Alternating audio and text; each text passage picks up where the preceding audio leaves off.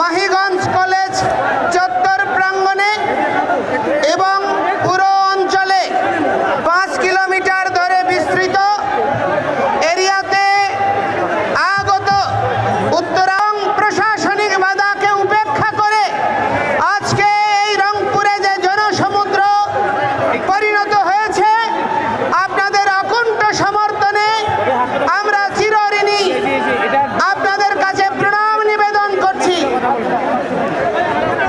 অতিশয় দুর্ভাগ্যের সাথে বলতে চাই, গত 5ই আগস্টের যে অভ্যুত্থান হয়েছে, সেই অভ্যুত্থানে এই রংপুরেই প্রথম শহীদ হয়েছিল শহীদ আবু সাঈদ। কিসের জন্য তিনি আত্মত্যাগ করেছিলেন?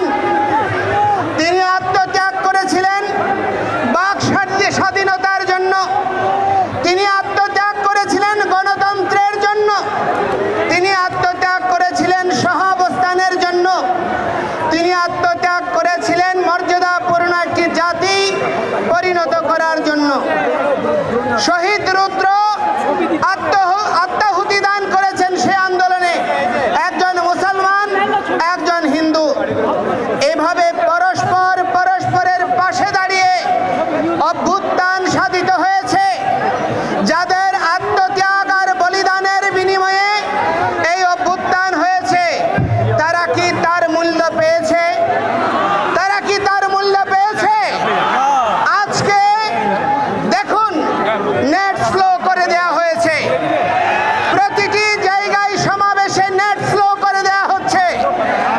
আজকে যিনি তথ্যমন্ত্রী, তিনি দায়িত্ব নিয়েছিলেন গত সরকারের, এই তথ্যমন্ত্রী আপনার পলক, তিনি নেট স্লো করে দিয়েছেন এই অভিযোগে তার অবস্থানের পরিবর্তন সাধন করার জন্য।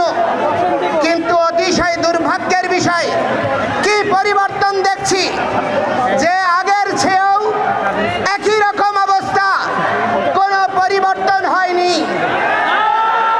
এই অবস্থা শহীদ আবু সাঈদ, শহীদ রুদ্র, শহীদ মুক্ত সহ নিপীড়িত যেই সমস্ত আত্মাহুতি দানকারী শহীদ, যারা এই পরিবর্তনের জন্য জীবন দিয়েছে, তাদের রক্তের সঙ্গে বেঈমানি।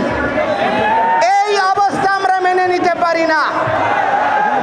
আজকে 1971 সনে দেশ স্বাধীন হয়েছে, 30 লক্ষ শহীদ হয়েছে।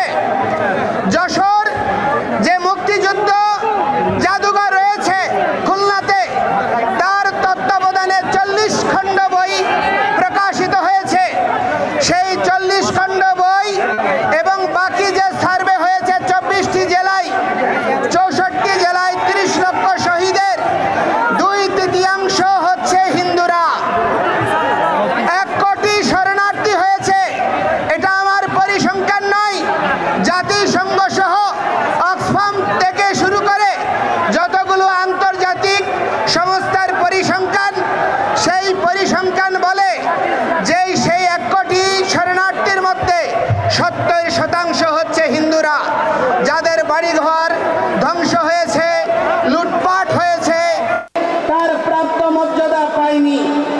বাংলাদেশের স্বাধীনতার পরে আমরা বিগত সরকারকে দেখেছি, আমরা ইতিহাসকে অবমূল্যায়ন পছন্দ করি না। স্বাধীন বাংলাদেশের যার পরে স্বাধীনতা এসেছিল,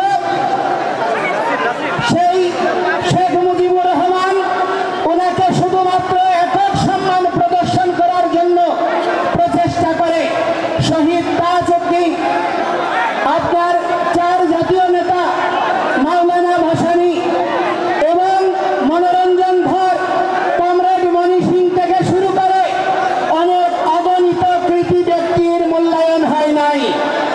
এবং সেই ধারাবাহিকতা আজ পর্যন্ত বলবৎ রয়েছে।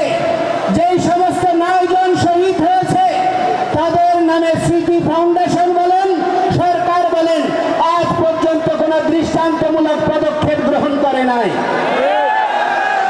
এবং অতিশয় দুর্ভাগ্যের বিষয় যে এই দেশে স্বাধীনতা যুদ্ধে প্রথম শহীদ হয়েছে, যেই শহীদকে বীর শ্রেষ্ঠ বলে ঘোষণা করা হয়েছিল, সেই বীর শ্রেষ্ঠটি হচ্ছে দাস পার্টির প্রতিষ্ঠাতা জগৎজ্যোতি দাস, যাকে তৎকালীন আপনার প্রবাসী সরকার গেজেট প্রকাশ করেছে।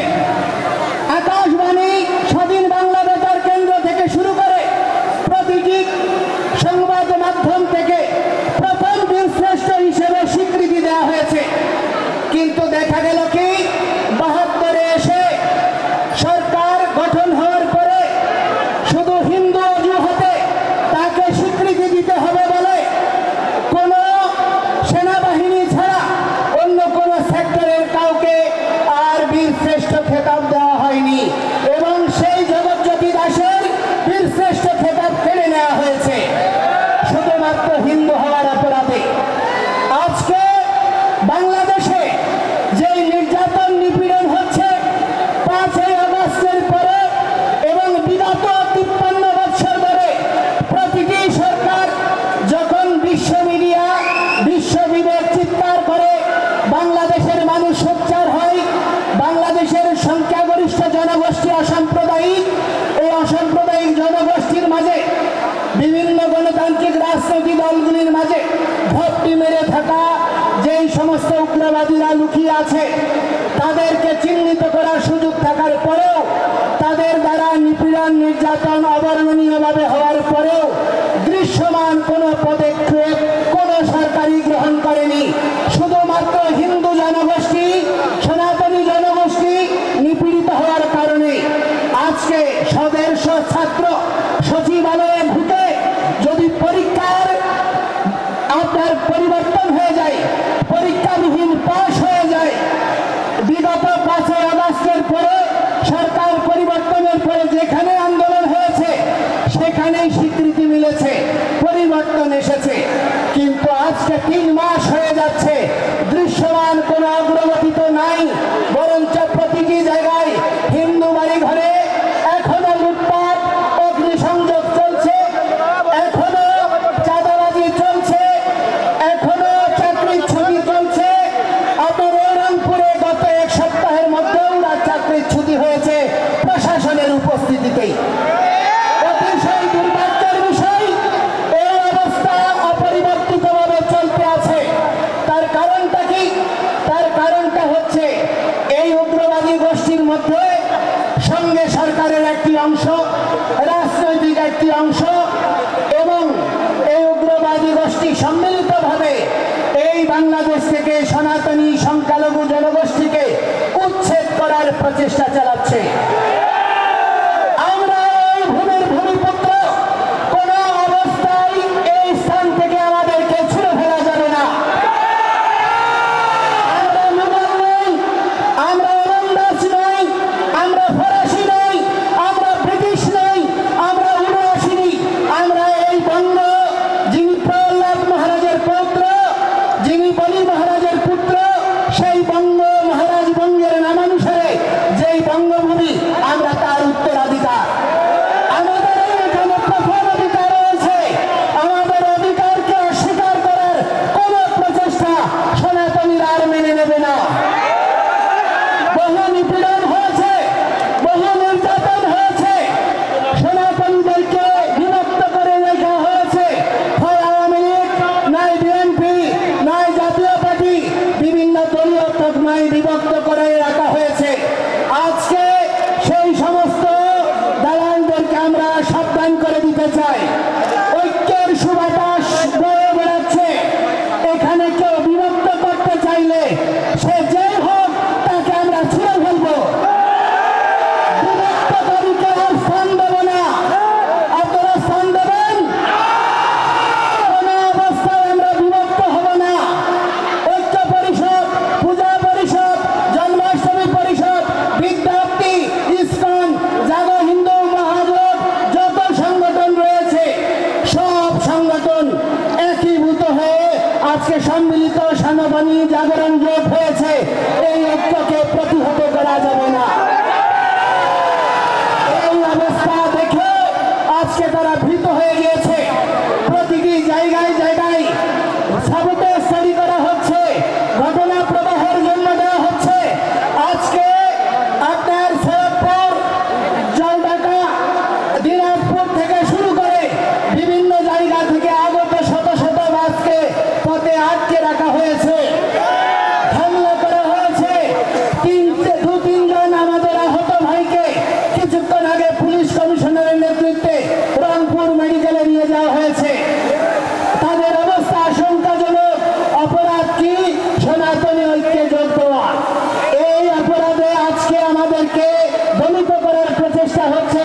কোন ধরনের হীন প্রচেষ্টাকে আপনারা যদি প্রশ্রয় দান করেন, এই বাংলাদেশ সিরিয়া হবে, এই বাংলাদেশ ইরাক হবে, এই বাংলাদেশ লেবানন হবে, উপনিবেশিক শক্তির লীলাভূমি হবে।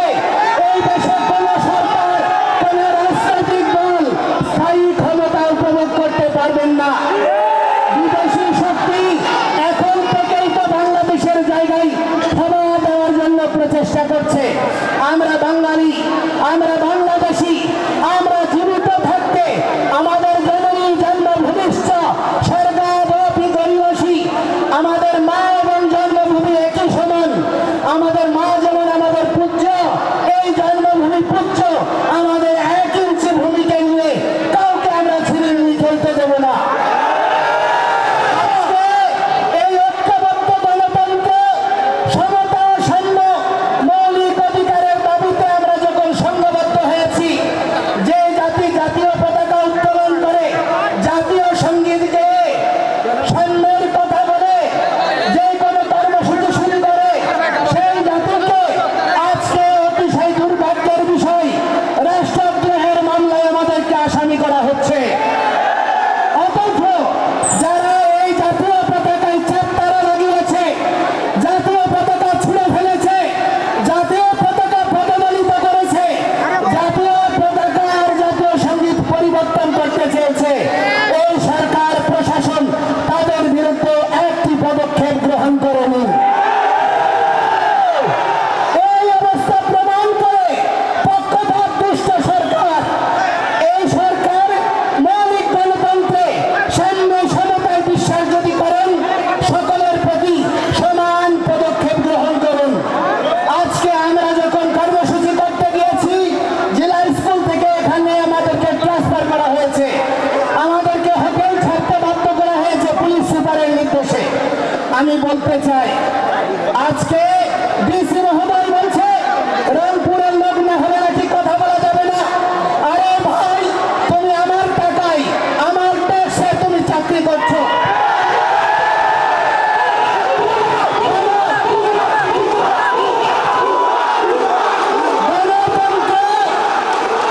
গণতন্ত্র আর সাম্যের এই বাংলাদেশে প্রজাতন্ত্রের কোন কর্মচারী প্রজাতন্ত্রের প্রতিটি নাগরিককে ন্যায্য সম্মান প্রদর্শন করবে। অথচ আজ পর্যন্ত সেই প্রচেষ্টাকারীদেরকে কখনো দণ্ড দেওয়া হয়নি, বরঞ্চ তাদেরকে পুরস্কৃত করা হয়েছে। এই অবস্থা আমরা মেনে নিতে পারি না। এই ডিসিকে অবিলম্বে প্রত্যাহার করতে হবে।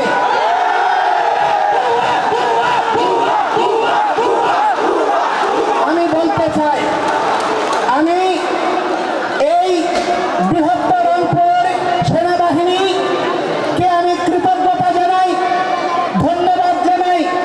যেখানে যেখানে প্রতিবন্ধকতা হয়েছে, তারা তৎক্ষণাৎ ব্যবস্থা নিয়েছে এবং তাদের ব্যবহার ছিল অত্যন্ত মার্জিত।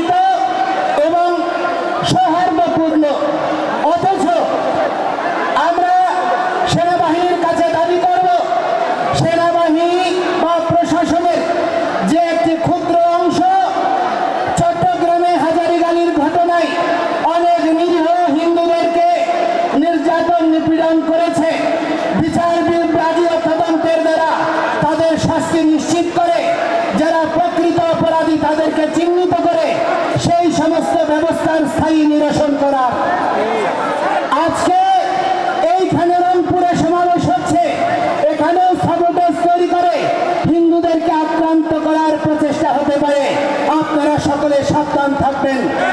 আমি আপনাদেরকে বলতে চাই, আমরা কোনো প্রহসন মেনে নেব না। আমাদেরকে জেলে নেবেন, 3 কোটি হিন্দু জেলে যাওয়ার জন্য প্রস্তুত আছে। জেলখানা তৈরি করুন, কত বড় জেলখানা হতে পারে যে জেলখানায় 3 কোটি জনসাধারণকে ধারণ করবেন। আমরা আর ভয় পাই না। নিপীড়ন নির্যাতন বহু বছর ধরে সহ্য করেছি, আর সহ্য করতে পারবো না। আমি আপনাদেরকে বলছি, আমরা কোন সরকারের বিপক্ষে নই, আমরা কোন সরকারের বা রাজনৈতিক দলের পক্ষেও নই। আমরা গণতন্ত্রে বিশ্বাসী, সাম্য আর সমতায় বিশ্বাসী, সাংবিধানিক অধিকার পাওয়ার জন্য প্রয়াসী।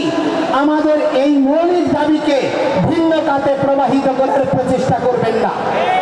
আজকে মাননীয় প্রধান উপদেষ্টা বলেছেন, আমরা হচ্ছি বাংলাদেশি, আমরা সংখ্যালঘু নই। যদি আমরা বাংলাদেশি হই, 15,000 কোটি টাকার বরাদ্দ যে ধর্ম মন্ত্রণালয়ে, সেখানে কি করে 200 কোটি টাকার থোক বরাদ্দ হতে পারে 3টা ধর্মাবলম্বীর জন্য? সেখানে কি সমতা প্রদর্শিত হয়েছে? আজকে আমি অনুরোধ করছি, আমাদের এই সম্মিলিত জাগরণী জোট থেকে আমরা একটা ইমেল অ্যাকাউন্ট ঘোষণা করব। এই ইমেল অ্যাকাউন্টে আপনারা সর্বত্র যত বাংলাদেশে ধর্ম অবমাননার দায়ে যত ভাই বোনরা মামলা আক্রান্ত হয়েছে, তাদের মামলার কপি এবং তথ্য আমাদেরকে সরবরাহ করবেন। আমরা বলতে চাই, 5ই আগস্টের পরে আপনি দেখুন, যত খুনি, ডাকাত, শীর্ষ সন্ত্রাসী, রাজনৈতিক দুর্বৃত্ত, হত্যাকারী সকলেই বেরিয়ে গিয়েছে। কিন্তু হিন্দুরা তারা বেরোতে পারেনি। তারা এখনো জেলখানায় পড়ছে। 5 দিন 7 দিন আহত হাজারীগঞ্জের ঘটনার মানুষ, তারা আজকে বিনা চিকিৎসায় কষ্ট পাচ্ছে। মোনা দাস তার স্ত্রীর ওষুধ আনতে গিয়ে তার হাত খুঁড়েছে, তার হাত ভেঙেছে, তার স্ত্রী ক্যান্সার আক্রান্ত 2-1 দিনের মধ্যে মারা যাবে। এইরকম অবর্ণনীয় মানবিক বিষয়েও আমরা কোনো সহযোগ প্রদান করার জন্য দৃশ্যমান ভূমিকা প্রশাসন থেকে পাইনি।